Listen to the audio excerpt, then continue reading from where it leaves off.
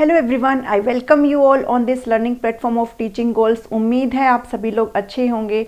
आज की इस वीडियो में इंटेलिजेंस की एक और थ्योरी को डिस्कस करेंगे जो अपने आप में इम्पोर्टेंट है, और ये है आपकी ग्रुप फैक्टर थ्योरी। इससे पहले मैं आपको यूनिफैक्टर थ्योरी क्या होती है करवा चुकी हूँ, टू फैक्टर थ्योरी करवा चुकी हूँ, और मल्टीपल फैक्टर आपको थ्योरी करवा चुकी हूँ, और होवर्ड गार्डनर वाली थ्योरी भी आपको करवा चुकी हूँ। अगर वो आपने नहीं देखी है तो आप उनको जाकर के ज़रूर देख ले।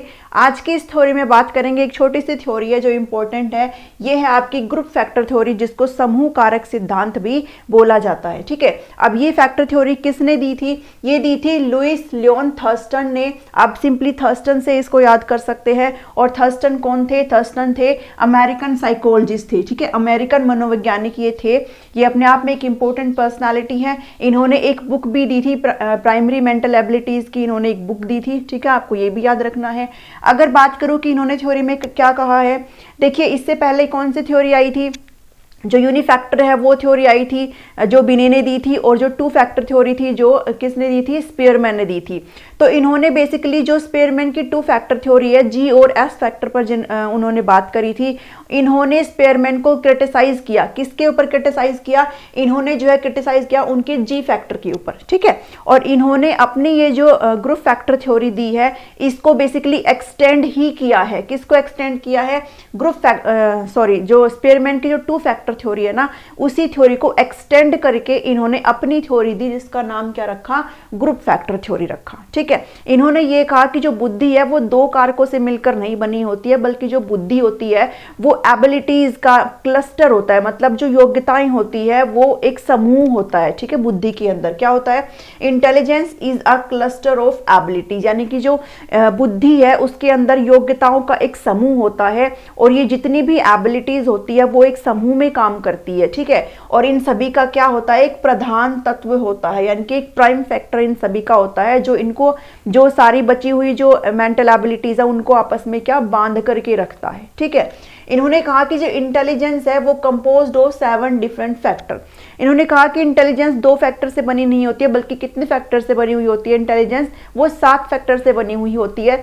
7 टाइप की इन्होंने बुद्धि बताई है। ठीक है, और इन बुद्धि को इन्होंने किसका नाम दिया है? इन बुद्धि को इन्होंने एबिलिटीज का नाम दिया है, यानी कि योग्यता का नाम दिया है। आप इसको क्षमता भी बोल सकते हैं। ठीक है, इन्होंने क्या नाम दिया है कि ये जो 7 फैक्टर होते हैं ये क्या होती है? एक तरह से मानसिक एबिलिटीज होती है, मानसिक क्षमताएं होती है, मानसिक योग्यताएं होती हैं, और ये बुद्धि जो है 7 कारकों से मिलकर बनी है। ठीक है, ऐसा इन्होंने कहा है। और जो सभी योग्यताएं है वो समूह में काम करती है, यानी कि मिलकर के काम करती है। ठीक है, और उन सभी का एक प्रधान तत्व होता है, यानी कि एक चीफ फैक्टर होता है। ठीक है, इतना समझ में आया? इन्होंने जो है ये जो 7 टाइप्स की जो एबिलिटीज इन्होंने दी है, इनका इन्होंने क्या नाम रखा है? ये जो 7 तरह की इंटेलिजेंस होती है, 7 तरह के जो फैक्टर प्रेजेंट होते हैं, 7 तरह की जो एबिलिटीज होती है, इनको इन्होंने कहा है PMA, यानी कि प्राइमरी मेंटल एबिलिटीज इन्होंने नाम दी है। अभी जो है आगे इस थ्योरी में हम बारी बारी से डिस्कस करेंगे कि ये जो PMA है ये आखिर होते क्या है। ठीक है, इनको हिंदी में बोलते हैं मुख्य मानसिक योग्यताएं। ठीक है, एक एक करके देखेंगे। देखिए, सबसे पहला है आपका वर्बल कॉम्प्रिहेंशन। वर्बल से मतलब बोलने से रिलेटेड है। ठीक है, इसको हिंदी में वाचिक योग्यता का भी बोलते हैं। अब इसमें क्या है?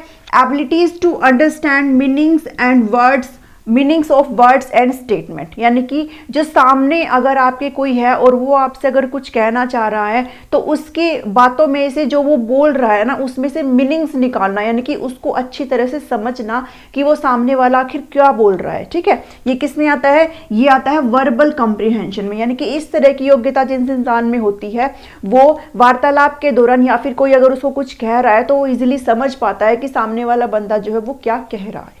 ठीक है, ये इसमें है। अब सेकंड है वर्ड फ्लुएंसी।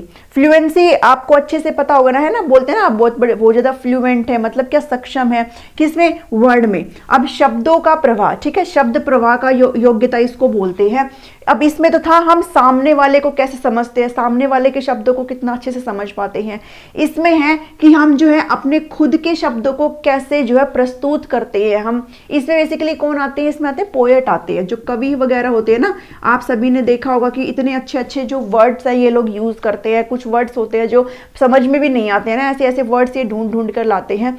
तो अपनी जो बात है उनको हम फ्लुएंटली अगर किसी के सामने रख रहे हैं तो वो किस में आता है, वो आता है वर्ड फ्लुएंसी में। ठीक है, उसके बाद है न्यूमेरिकल एबिलिटी, यानी कि आंकिक योग्यता इसको हम बोलते हैं। अब इसमें जो लोग आते हैं वो क्या कर पाते हैं, वो उनके अंदर ये क्षमता होती है। क्या क्षमता होती है कि वो नंबर्स के साथ अच्छे से खेल लेते हैं, नंबर्स के साथ यानी कि अंकों के साथ बहुत अच्छे से वो डील कर सकते हैं। इसमें कौन आते हैं, इसमें आते हैं आपके बैंकर्स। ठीक है, बैंकर्स इसमें आते हैं। अब उनका काम क्या है, वो तो सारा दिन कंप्यूटर बैठ के क्या अंकों से ही तो खेलते रहते हैं। तो वो क्या है, उनके अंदर किस तरह की एबिलिटीज है, उनके अंदर न्यूमेरिक एबिलिटीज है। ठीक है, नंबर 4 है आपका स्पेशल विजुअलाइजेशन, इसको स्थानिक योग्यता भी हम बोलते हैं। इसका मतलब ये है कि एबिलिटी योग्यता है, कौन सी योग्यता है, टू परसीव स्पेशल रिलेटिव्स, है ना, यानी कि स्थान से रिलेटेड है कि हम किसी भी जगह को देख करके हम कितनी जल्दी जो है उस चीज पर जो है पहुंच पाते हैं। इसको आप ऐसे समझे, जो मूर्तिकार होते हैं ना, आपने देखा होगा ना, छोटे से पत्थर के अंदर वो क्या आंख नाक कान है ना सब कुछ वो बना देते हैं। तो ये क्या एक तरीके से ये स्पेशल है, यानी कि वो स्थान को जो है, स्थान को किस तरह से वो परसीव करते हैं और अपनी इंटेलिजेंस लगा करके एक छोटे से पत्थर में भी वो सब कुछ जो है गढ़ देते हैं, है ना। इसको आप ऐसे भी समझ सकते हो, ये जो चाहे आप कोई जो घर बनाने वाले हैं ना, आप उनको देख लो, चाहे आप इनको ना कोई कितना भी छोटा सा कोई प्लॉट दे दो, है ना, कोई कितनी छोटी जगह दे दो, उनके अंदर ऐसी कारीगरी होती है कि उस छोटी सी जगह में भी वो ना डबल से ट्रिपल लेयर जो है खड़ा कर सकते हैं। तो ये क्या है, इस एक तरीके से स्पेशल इंटेलिजेंस है। ठीक है, एक तरह की एबिलिटी है।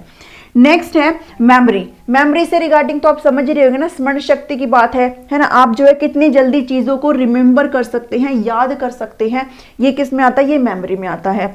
उसके बाद है परसेप्चुअल एबिलिटी, यानी कि प्रत्यक्षात्मक योग्यता। ठीक है, प्रत्यक्षात्मक योग्यता है to perceive quickly and decision making. अब डिसीजन मेकिंग किसका, प्रत्यक्षात्मक से समझ में आ रहा है, जो हमारे सामने प्रत्यक्ष है, मतलब जो हमारे सामने प्रेजेंट है, जिसको हम देख सकते हैं।